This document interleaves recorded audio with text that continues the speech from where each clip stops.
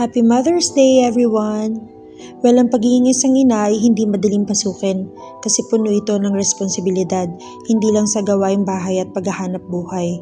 Well, ang pinaka-importante sa lahat ay kung paano huhubugin ang mga anak, kung paano rumispeto, magmahal ng tama, maging malakas ang loob at matibay sa kahit anong pagsubok na kakaharapin sa buhay. Ika nga nila, kabataan ng pag-asa ng bayan at mag-uumpisa sa ina ang paghubog sa mga anak upang maging isang magandang ehemplo ng kinabukasan. Nandyan yung kahit pinanghihinaan ka na ng loob pero kinakaya mo just for the sake na wag paghinaan ng loob lahat ng mga taong dependent sa'yo. Iiyak tayo, masasaktan, pero hindi susuko. Salute sa lahat ng nanay at sa mga tatay na tumatayong ina para sa mga anak. Sa lahat ng mga OFW na nag-aalaga ng anak ng iba para lang kumita ng pera para sa pamilyang naiwan. And at the same time, may ginagabayan pa din ng mga anak mostly through different communication platforms.